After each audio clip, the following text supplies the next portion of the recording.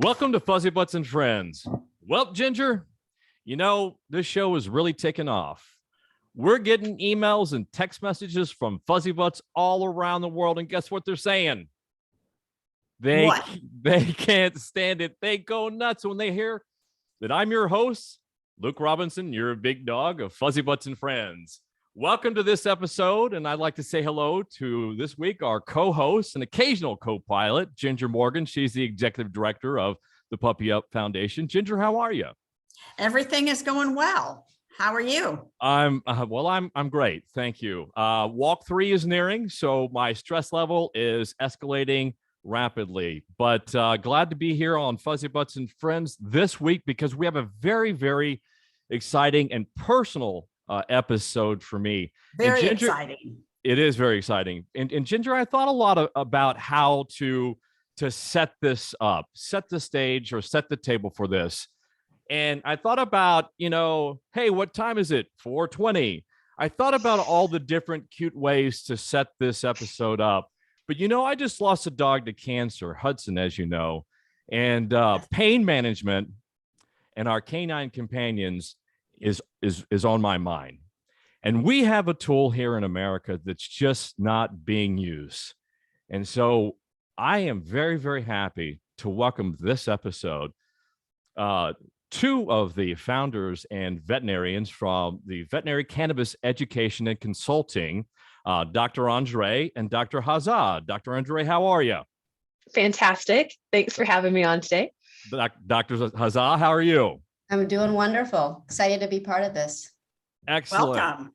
Welcome. As we were just discussing prior to the show and reviewing the talking points, we have a lot of ground to cover, and we don't want to go very deep, but we're trying to cover as much as we can. So let's start off with one of the things that bothers me most, because I consider myself fairly well educated about cannabis and cannabis consumption and cannabis use in companion animals. I certainly spend my time doing due diligence on this, but one of the things that keeps popping up that drives me absolutely nuts is myth number 1, and that is eating non-decarb flower can cause problems in dogs. So Dr. Andre, you're the founder of Veterinary Cannabis Education and Consulting. So I'd like you to hit that topic first. Let's talk about myth number 1. Can dogs get sick from eating the flower? So a clarification question back at you. Is the question, is a dog eating the actual cannabis bud, so in the plant form, going to cause harm? Is that what you're asking? Correct. A non-decarb, non-activated plant, right? I think that you would find most dogs pretty good at not consuming a lot of dried flower. It's not a huge taste preference for them. So I think that we have a lot of safety in I don't feel like taking that into my mouth. However, when we talk about decarb versus non-decarb molecules in like tinctures or in products that humans use, then I think we get more into the area of, is there cause for concern? Can we use this medically? Is this appropriate formulation? So I think we're probably pretty safe on the flower side, just because dogs are pretty good at I don't like eating that. In fact, from a patient perspective, usually it's hard to get some really hempy products into them. They're pretty. That's right. The flower's pretty stinky even for them. But that's the distinction that we'll discuss here in a minute. That's important. That the bioactive and bioavailable cannabis versus a non. But I was doing some preliminary research for this episode. I was just curious about what's being said in the media about cannabis and as a danger to dogs. And I looked up and found an article by NPR, and that's not a small operation. Of course, the NPR today is not the NPR that I grew up with, but I was surprised to know that one of the articles that they had, the headline was, "Legal weed is a danger to your dog. Here's how to know if your putt got into pot." And I just think that alarming headlines like that, they're just not doing us any good. So I wanted to set the table for this episode that we've got a lot of work to do, Dr. Andre. We've got a lot of myths to dispel. So let's begin. Let's talk about the cannabis plant itself, Dr. Andre. I find it beautiful. It's magical. It's so mystical. Has so many medical properties. But talk about cannabis THC and the endocannabinoid system, please? Great. I will be happy to talk about all of those things. I will start off by saying that I think one of the biggest things that any new learner to cannabis, no matter what perspective you come from, is to recognize that it's really the endocannabinoid system that carries the star power here. For us to have began to realize the power of endocannabinoid system for body regulation, homeostasis throughout the body, it gives a lot of weight to many medical modalities, not just the use of cannabis. But then cannabis as a plant, as the products that come from that, cannabis-derived molecules, those become really cool and interesting because they modify or modulate the endocannabinoid system. But there are also lots of other herbs, lots of other modalities that can also affect the endocannabinoid system. So from a practitioner perspective, I think Dr. Hazzah and I both share a love of endocannabinoid system first, and then are really grateful to have access to a plant that allows us to modify that system in some really easy ways, some really gentle ways, but they can also have a lot of power in some tough conditions. Dr. Hazzah is an oncologist, and so many of the cases she takes on are really tough and kind of at the end of things to try. So I would say, in answer to that question, it is looking at all of them together, from the magnificence of the ECS, the fact of what that system does, and that we have a plant that we can modify it with really easily and really safely. Yeah, Dr. Hazzah, how would you characterize the importance of the endocannabinoid system for pet parents out there? I mean, I guess I agree very much with Dr. Andre. I think that just understanding it's no different than any other system in our body. So when you think of the cardiovascular system or the nervous system or the endocrine or reproductive system, it's just another system. That's probably the best way to think about it. And it actually works with all of the other systems in the body. So there's components of this specialized system, and there are components of that system amongst all the other physiologic system in our body. So you can't really have a cardiovascular or reproductive system without being intermixed with an endocannabinoid system. So that's probably the best way to think about it. Think about it as just one other system in the body that works with all the other systems as well. And they work in concert together to really promote this balance of our body. So when we have too much inflammation, our endocannabinoid system may upregulate or start to work in a little bit more of a drive, right? So it starts to upregulate, and now it works with the nervous system and the immune system and other systems that help play a role in reducing inflammation, modifying certain inflammatory components of our immune system, and even reducing pain with our nervous system. So that's one of the ways to really think about it. It works in concerts with the rest of the physiologic systems in our body. And that's the basis for holistic medicine, right? Is that you can't look at any organism, whether being a human or a dog or a cat, as parts that are mutually exclusive, right? Everything works together. And Dr. Hazzah, I like what you said about inflammation in the endocannabinoid system, because we know that inflammation in cancer inflammation is such a key component to cancer, right? Oh, absolutely. Certain cancers, we believe, probably start off with inflammation and then turn in as like a precursor to the cancer. And then it starts to turn into cancer, right? I mean, I think one of the biggest examples are cats with inflammatory bowel disease. And we know that there's some kind of that there's that precursor, right, to lymphoma when they start with IBD, and eventually as it sits around and it's more inflammation starts to set in, you start to have dysregulation of the immune system. I mean, the GI tract is the brain, the home behind all of the immune system, really. So when you think about dysregulation of the GI tract in cats, and there's a tremendous amount of inflammation with IBD, the fact that it turns into an immune system cancer like lymphoma is actually not that difficult to really comprehend how that happens. And there are other cancers as well, certainly prostate cancer in men. And I would even go into vaccine-associated sarcomas in cats, right, that start with this this really kind of inflammatory event in the sub-Q, and then eventually it can turn into a sarcoma. I think dogs with osteosarcoma, ones that have previous fractures and have a lot of, immune dysregulation and inflammation in that region, can potentially lead to osteosarcoma. So I think we have lots of evidence to support inflammatory events leading to certain cancers in all species.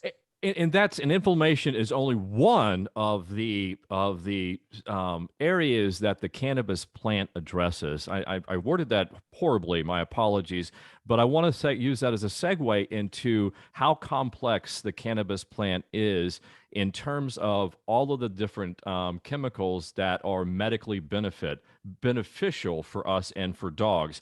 And inflammation is managed by only one or the subset of those cannabinoids, right? So we have cannabinoids that are in the cannabis system. Dr. Andre, talk about the main one, the ones that we know, the psychoactive ones. Great. I think I'll put a few terms out there first that kind of make this discussion a little bit easier. You're absolutely spot on. There are lots and lots of cannabis-derived molecules, and there's three big classes. So there's the cannabinoids, and those usually contain most of the molecules that we hear about. So that contains CBD, THC, CBDA, kind of the big names that you'll see in marketing and branding, and most people are pretty familiar with. Then you have terpenoids, which I don't know, might be mine and Dr. Hazzah's favorite. I don't know. Trina, do you think those might be some of our favorites there? Yeah. And then also flavonoids are another group of molecules that we think are really powerful, but we also don't know a ton about yet. So in answering your question, I think I'll just put a big idea up there first. We absolutely see clinically and in research that complex spectrum of compounds of molecules in a product. So meaning you have lots of different molecules from all those different classes. Those are the products that achieve better clinical outcomes in general. Now, when you get really specific in certain cases, like Dr. Hazzah's work on particular cancers, or when you're really trying to target something, then which molecules are in there, which ratios are in the product become really important. But in general, I think just for an audience's mindset, thinking about working with cannabis, complex profiles are really what achieve best clinical outcomes. So then if we start to dissect a little bit of which of those molecules might be of interest, some of the big ones come to top of mind: CBD, THC, and then I'll throw in there CBDA, because you asked about decarboxylated forms versus carboxylated forms. Is that right, Trina? Would that be the opposite of the decarboxylated ones? So we then begin to think about, what do each of these molecules contribute to the medical profile? But I'll add that it's not just each one in a silo, that we see really interesting interactions when we start to play with them together. So while cannabis medicine is actually really easy to begin working with for all the veterinary practitioners out there that are just beginning to be curious, or pet parents who are beginning to explore this with their veterinary care team, there's some really easy ways to begin just exploring cannabis as part of your animal's care plan. But then it can also be used to really great and strategic effect, especially when you're working on some of the cases that we have a lot of experience with. Trina, do you want to throw anything in there about like ratio perspective or some of the profiles that you love putting together? I think it depends on what the research, like oftentimes what I do is I look at the research for the particular cancer. And unfortunately, the research is limited in vivo research, right? In live animals. If you look at even in humans, there's just a handful of clinical trials. Most of the research that I use is going to be preclinical, so in rodent models. And then in vitro, right, which is in like a petri dish, right? And so we are fortunate enough, just in the last year and a half or so, there's been about 3, if actually maybe even 4 published studies in veterinary medicine looking at in vitro. So again, in a petri dish, but on canine cancer cell lines. So that's huge. Before I was looking at, human cancer cell lines, rodent cancer cell lines, and I was trying to extrapolate as much as I could with the understanding, as when I do a consult with pet parents, I oftentimes will say, please understand, I can't translate what happens in a petri dish or in a mouse model or even in a person directly to a dog or a cat, right? I mean, we just can't do that yet. And we really need more clinical trials in veterinary medicine to do that. But right now, at least we have some in vitro dog cancer cell line trials. And I try to use that to give them some idea as to receptor distribution. We know these receptors are actually throughout B cells. So if I'm going to use certain cannabinoids, let's think of which cannabinoids are agonist at that receptor. Or if I know a particular cancer overexpresses a particular marker, I then look and say, well, I don't know if a dog cancer does that, but I know a human one does and the mouse model one does. Therefore, I'm going to hope that the dog one does, and I will use a particular cannabinoid or terpene to really try to focus, or it's almost like if you would consider precision medicine, right? And I believe that cannabis is precision and personalized medicine. And so what I do is I try to really come with a really good targeted approach for the particular cancer. And let me just add, with the understanding of what the goals are for the client. That's a really, really, really big deal. So if I'm trying to go for broke and say direct anti-tumor effect, I'm going to then use all the research I have and my clinical experience of 7+ years using cannabis and veterinary medicine. I've treated hundreds of patients with cannabis, and most of my patients are in the oncologic setting. And I will say, okay, even though this has been shown to be effective, let's say in a rat mouse model, I've tried a variety of different cannabinoids or this particular chemical profile, and I've not seen the success even at high doses. But there's a new paper that just came out actually showing X, Y, and Z. Let's try this approach and see how it goes. If the pet parent is looking for a more palliative approach, then I don't need to go for broke with my cannabinoids and go super high with the potential for intoxication with cannabinoids like THC and other CB1 agonists that may create some of that intoxicating effect. So instead, I'm going to use more of a balanced approach and say, we're looking for more anti-inflammatory, reduction in pain. Oh my God, your dog is also nauseous. I need to look and see what the science shows for anti-nausea effect when looking at the whole plant and which particular compounds will help to combat that, or you have neuropathic pain or whatever it may be. So I think it is very holistic when you think about using cannabis when treating patients, all different species of, patients. And I think cancer patients are no different. I think we need to know what the goals are, what the comorbidities are, what other medications they're on, and then, really try to put together a personalized approach when using cannabis. Well, I guess that's a perfect segue into trying to really break down the indications and uses of cannabis in our canine companions, because I guess that's really the question mark. Why is it? And I think that's also the misunderstanding, is that there really are, if I like how you described them as medical profiles. So my layperson's understanding of the science is that you have the psychoactive, which is the delta 8 and the delta 9, and then you have the CBD, which is more of the anti-tumor and anti-inflammatory. Is that accurate to say? Fairly accurate to say? Do you want to answer that, or shall I? I'll take a stab at a general answer, then I think you should answer it as well. Okay. So Luke, we think about part of some of the myth busting from a medical perspective is sort of beginning to recognize how broadly these molecules work, and that when used in combination, their effects can be broader than we might see when only that molecule is worked on solo. And so I think one of the myths that might be out there in the minds of your audience is cannabis either doesn't work or works for everything. But that's really kind of a misnomer, because cannabis has so many molecules within it. And so when we think, what are we going to use cannabis for?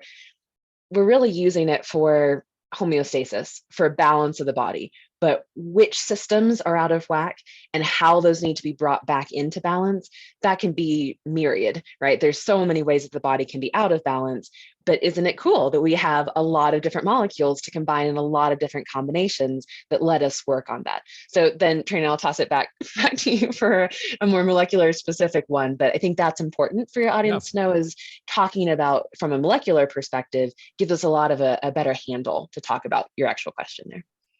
And then the terminology I think is important to talk about. I think, no one is more of a stickler of terminology than I think Casara and I are.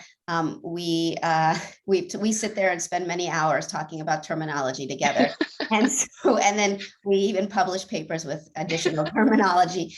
But psychoactive is one that you hear a lot. THC is psychoactive, CBD isn't. That's so not true. CBD is absolutely psychoactive. Basically, when you think about the definition of psychoactive, right? It's just any drug or any substance that can affect the mind. So how is it that CBD then causes reduction in anxiety if it doesn't affect the mind? Right, but that's the nut of what we're trying to get here, though, because when the average pet parent looks at the products out there in the marketplace, that's specifically what they do is they break them down to, hey, this is CBD, and CBD only does these things, and this is what you use them for. Whereas Delta 8 products over here, which are questionable. Hopefully I have time to maybe break that down. But these do these things over here, anti-anxiety, and that's sort of the misconception that we want to address here on this episode of Fuzzy Butts and Friends, is because from a consumer standpoint, that distinction is so unclear, and the pet parent who in most cases is dealing with a dog that's suffering from cancer or has PTSD or something, is just trying to find something that helps them out. So then I guess the question then to both of you then is, how does the average pet parent then look at this? I mean, how would you look at it as would you look at it specifically from let's just do a laundry list of all of the indications and uses of the plant as a whole, and make that list, and then not try to think about, well, this is what CBD does, and this is what Delta 8 does or Delta 9 does. So if we're going to do that, let's start that list. Pardon me. So I've got here anti-tumor, anti-nausea, anti-inflammatory.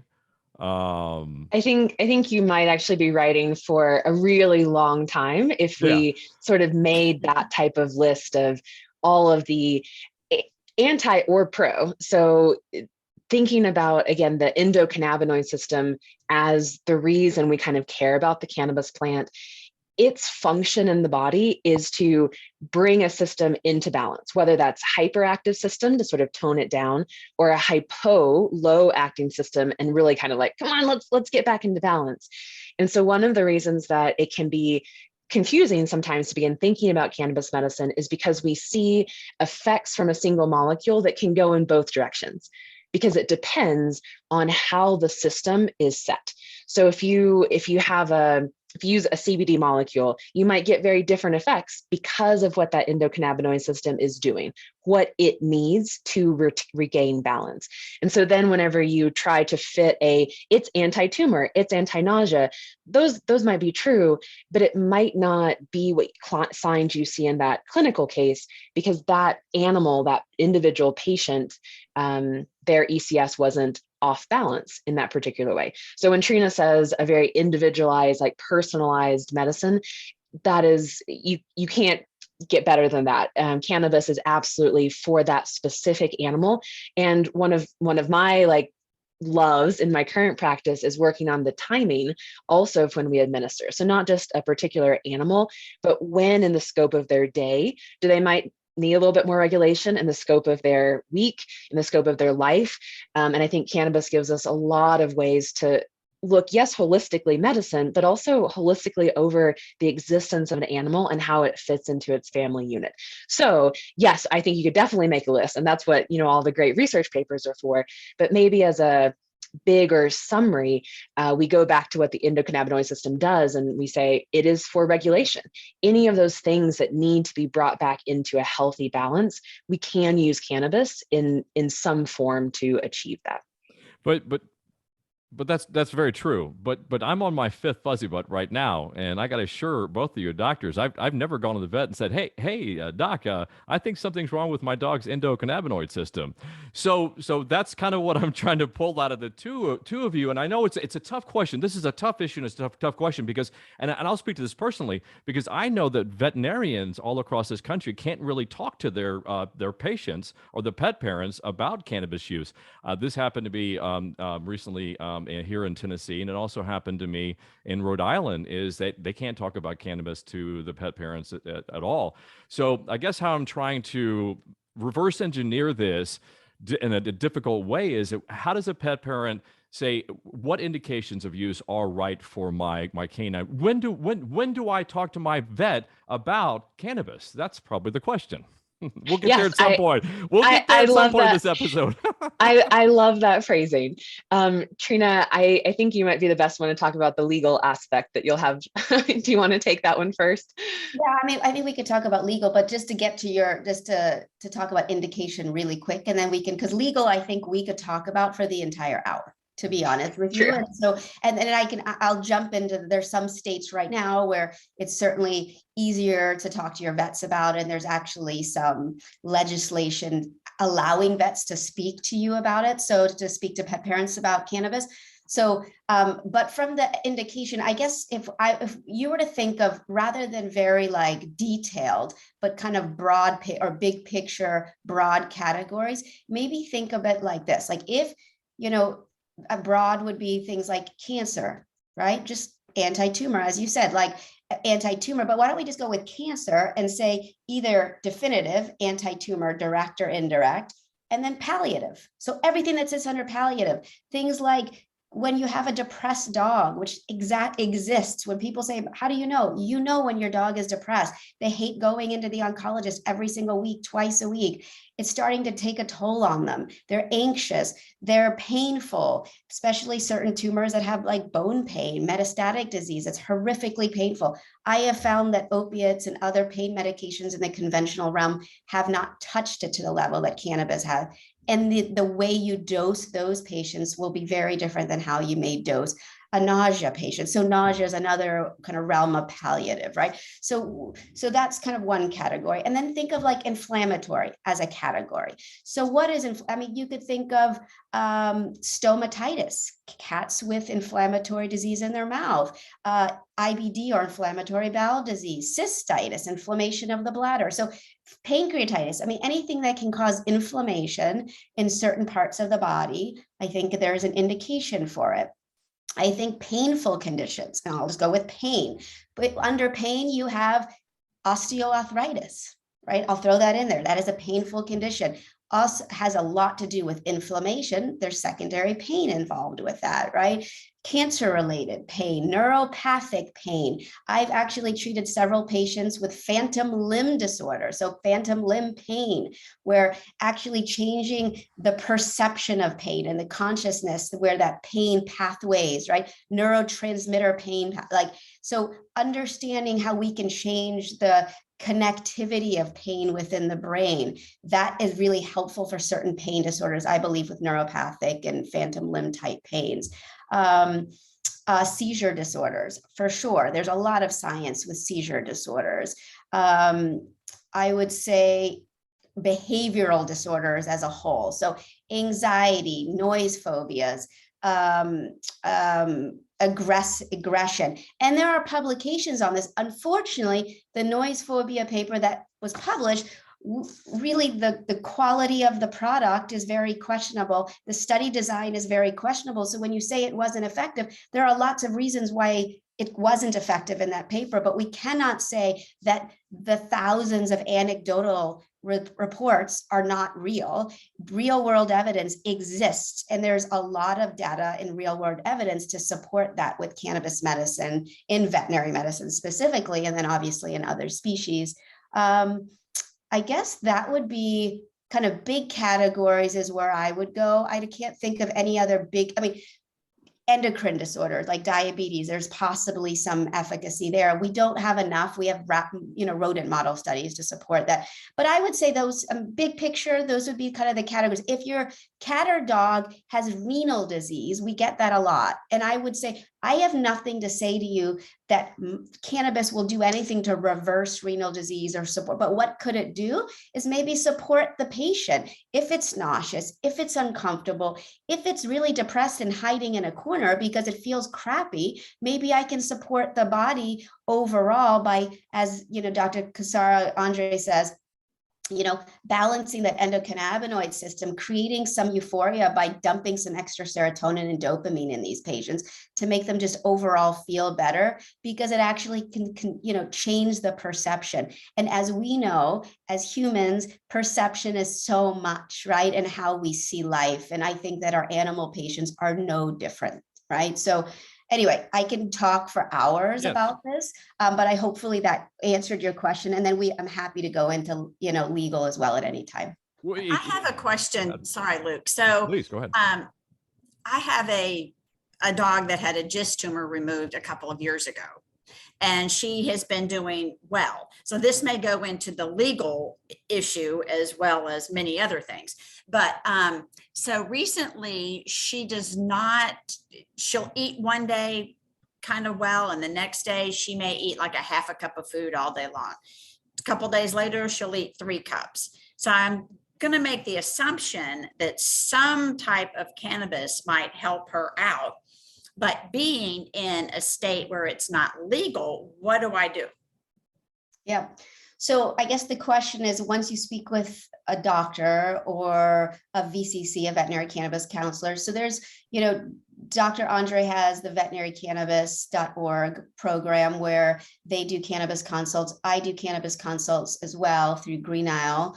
So you can go to greennile.org and find my cannabis consults. And so if I were to do a consult with you, Ginger, I would talk through what do we think the reasons behind that is? Do we think that it's just the surgery that may have created some of that and created some maybe secondary inflammation and then some scarring, like scar tissue that's creating some of that? Do you think maybe it's nausea related? Do you think it's behavior related? For some reason, there's been a switch in the behavior, but it's not necessarily nausea or whatever it may be. And so we talk through it together. We talk through when you're noticing it, what you notice, is there food preference, things like that. Then we get a better idea of what the cause may be. Clearly, we will never know 100%, but we talk through it.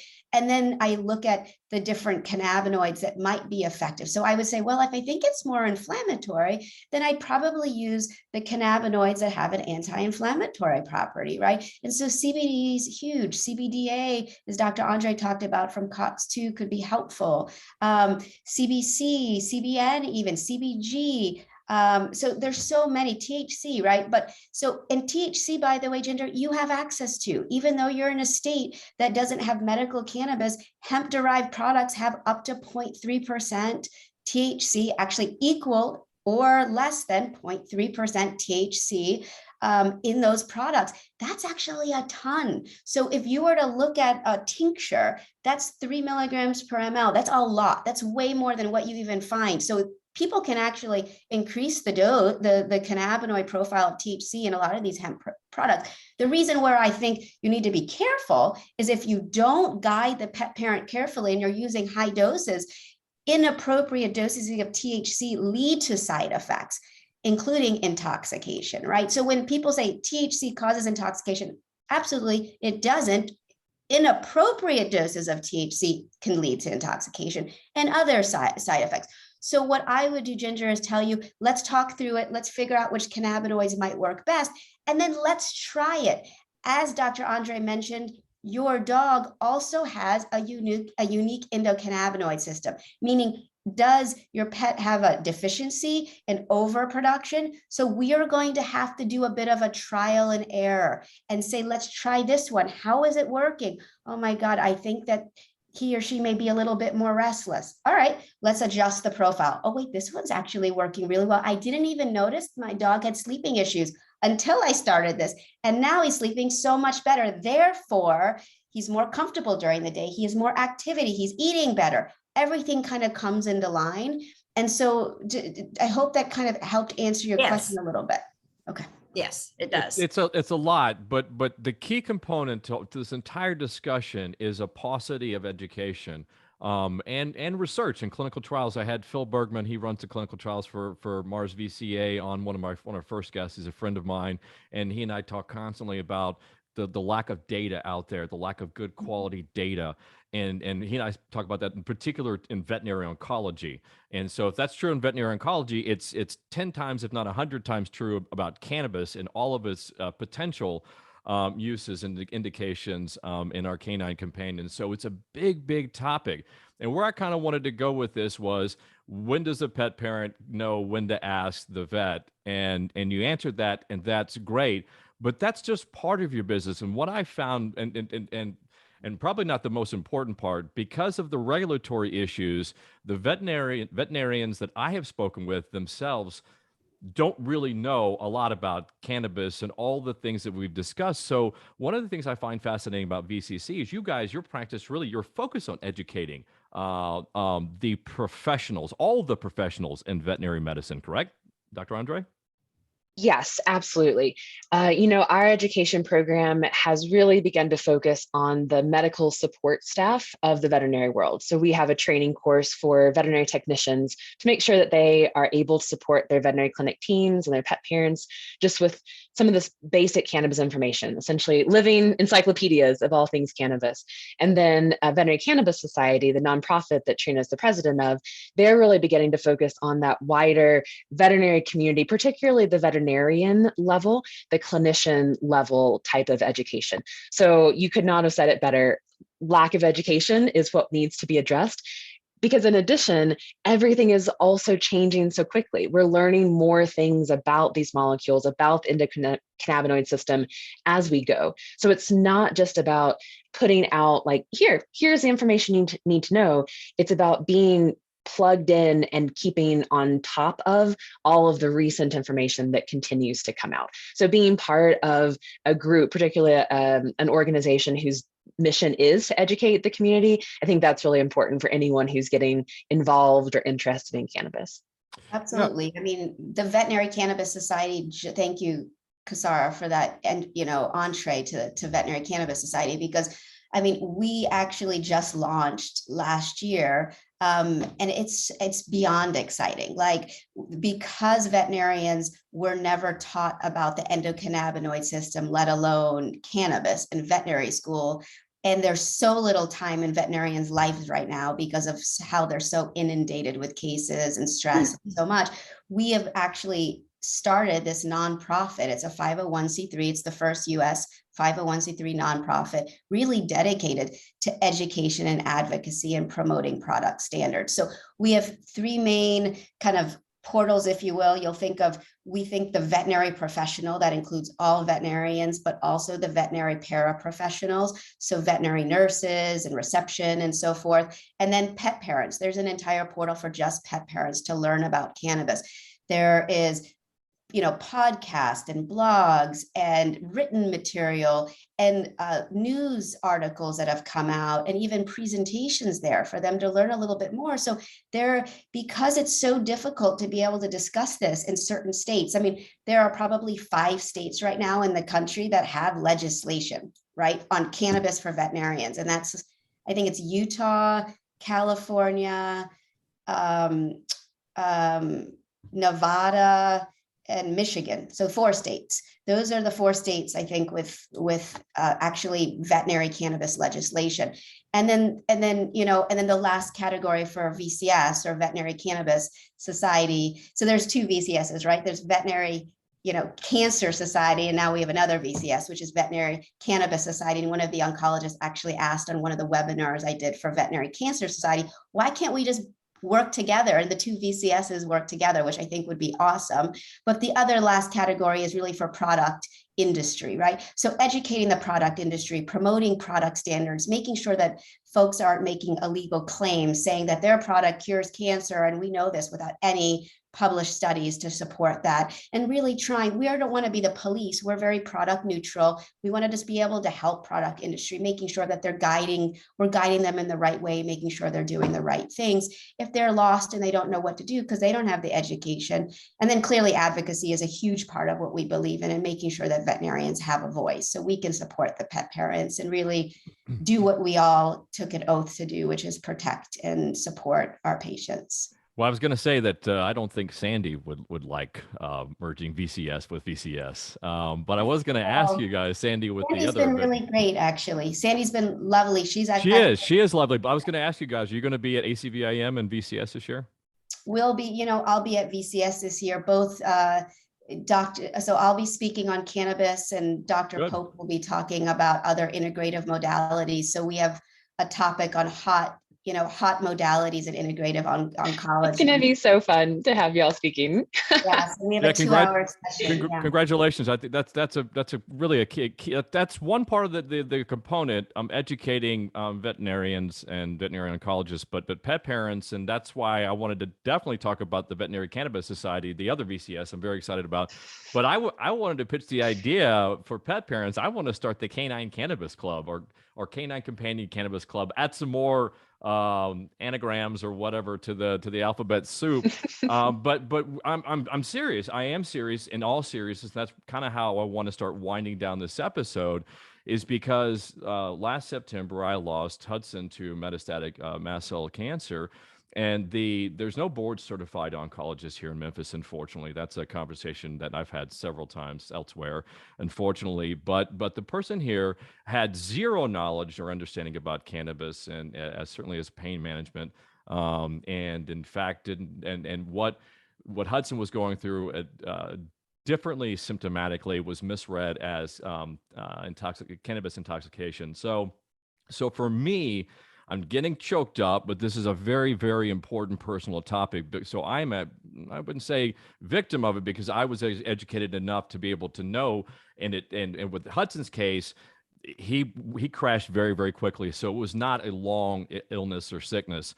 So we really didn't have the issue of pain management as a topic, but now the way I see it is that pet parents anywhere in this country can be in a crisis situation where their canine companion needs proper pain management, and they're in respiratory distress, or they have some sort of mitigating medical factor that's preventing them for traditional Western all the tools, current tools in our toolbox, and then they look to their GP, their general practitioner, or their oncologist as a last ditch effort, and that oncologist or that veterinarian has absolutely no idea what they're talking about. And to me, I have a big problem with that. So we said prior to this show that I'm a tremendous advocate of what both of you are doing, and certainly VCC, what you guys are doing there in Colorado.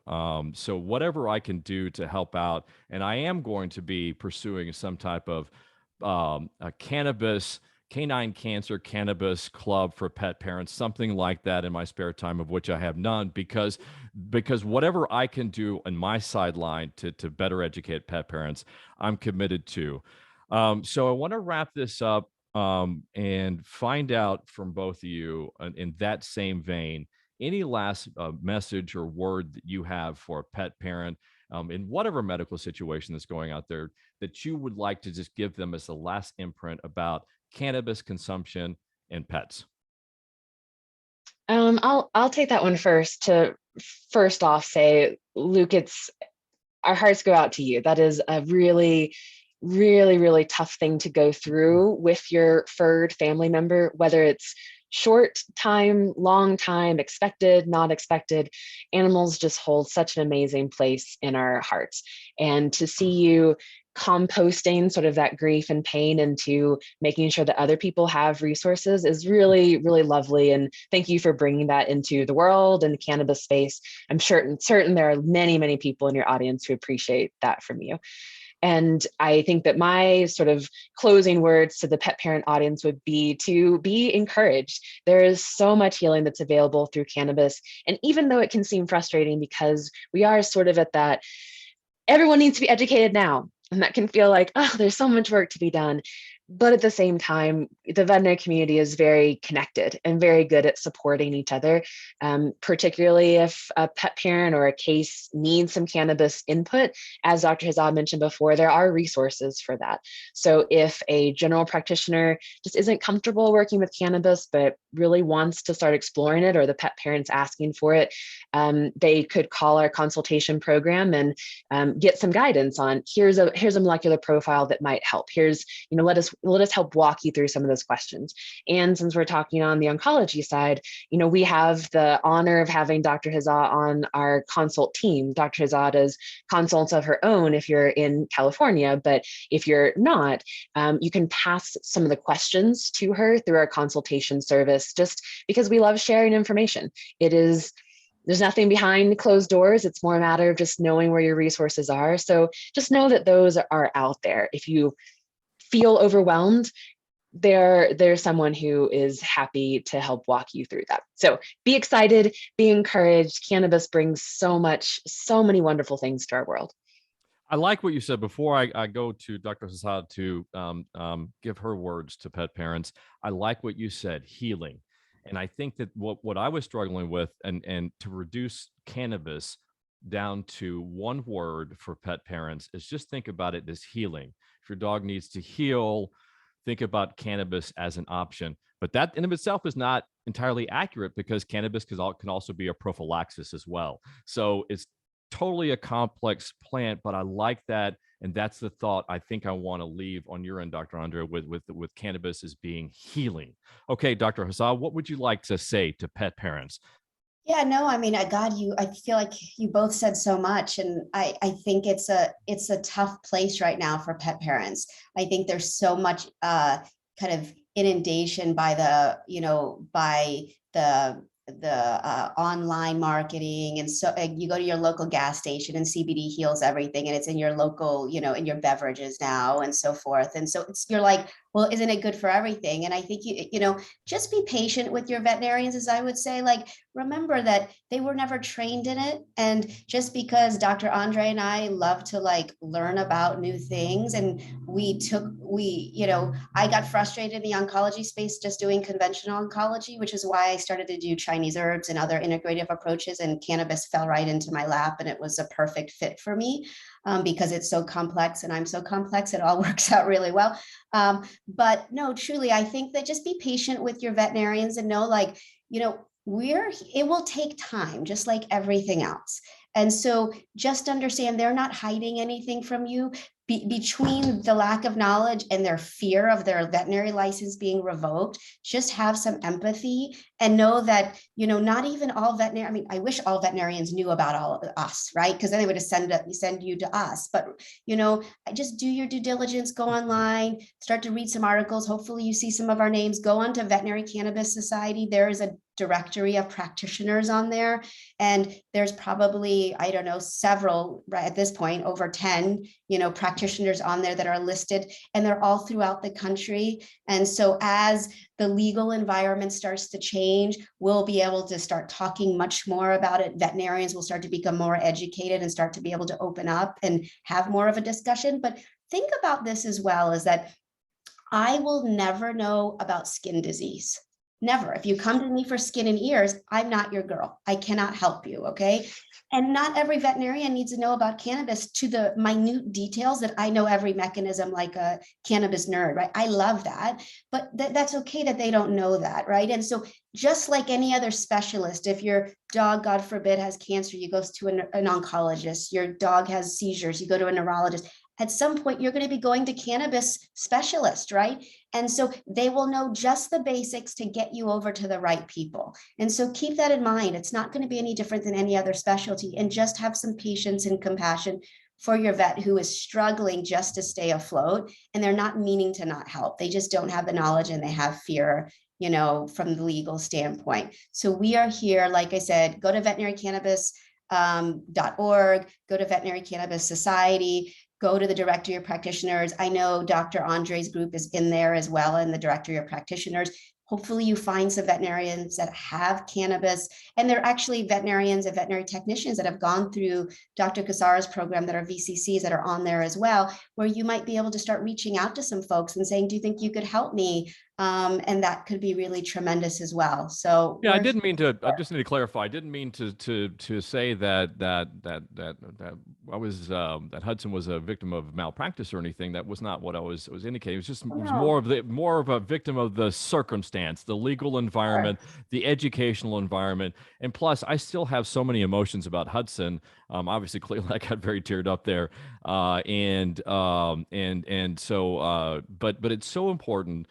I've lost 3 dogs to cancer. I'm not sure if you know my entire history and the history of our foundation. So I've lost 3 dogs to cancer, and the one last, and so that's great. There are a lot of resources, and so it's great to go to a veterinarian when your dog is symptomatic. But cancer, losing 3 of my dogs to cancer, one of my biggest concerns obviously is weight loss and cachexia. And Ginger, you've lost 6 or 8 dogs to cancer. 7. 7 dogs to cancer. And so when you're behind with cachexia and weight loss, it's hard to catch up. And no matter, I don't care what amount of dosage that you consume of cannabis is not going to stimulate your appetite to make up for that. So for me, education is getting educated as quickly as possible is kind of my priority. So whatever I can help you guys do on your end with pet parents, please let us know, because I consider this to be the first of many discussions, Dr. Andre and Dr. Hazzah, because it's so important. As you said, cannabis is about healing. Dr. Hazzah, you emphasize about it's so emerging. We have so many studies that we still need to do. So there's a lot to learn, and it is a joint task amongst all of us, veterinarians and pet parents alike. So before we go, we like to do every episode on this show of Fuzzybutts and Friends. We like to have, I almost called you Dr. Morgan. Hey, play a doctor on TV. Dr. Morgan. Oh my God. Oh, I'm never going to let that go. Clearly not a doctor. Whatever the opposite of a doctor is, Ginger Morgan to deliver her canine cancer facts on behalf of the Puppy Up Foundation. Dr. Morgan, take it away. Yes, no, I'm not a doctor. I get a lot of questions and I say, I'm not a doctor. I'm not a veterinarian. We have our 10 early warning signs for canine cancer. And one of them is if your dog is limping. I'm on a host of Facebook groups for, cancer. And people will say, well, I took my dog, to the veterinarian because he was limping and they did this and they did that. And none of that worked. And then 6 or 8 weeks later, they take an x-ray and then they find out that their dog has, osteosarcoma. So what I would say is if your dog is limping, get the x-ray. Tell your veterinarian you want the x-ray. That would have saved so many people a heartache if they had known in the beginning, because they could start, early detection is the answer to everything. So that's my tip. Get the x-ray. That's a great one. It's a great one. My first dog, as you know, Malcolm, I lost to cancer, was bone cancer. And one of the things, having traveled across country as long and as far as I have, talking to so many pet parents that have lost dogs to bone cancer, is that the time at which the dog becomes symptomatic, that you can see the dog is limping, in almost every case, the cancer is so far advanced that the bone tissue has become spongified, can fracture, and in most, I think 90% of the cases, I think the cancer has already spread to the lungs. So whatever we could do for early detection. So if you're, in my case with Malcolm, I think I waited 2 weeks after I saw that first limp. So if your dog's limping, get to the vet. A radiograph, an x-ray will give you an idea, 99% of all cases, whether it's bone cancer or not. Ginger, that's Dr. Morgan. That was a great tip this week. This concludes this episode of Fuzzybutts and Friends. I'd like to thank Dr. Andre and Dr. Hazzah, both with veterinary cannabis education and consulting. We'll talk to you next episode of Fuzzybutts and Friends. Puppy up. Talk soon.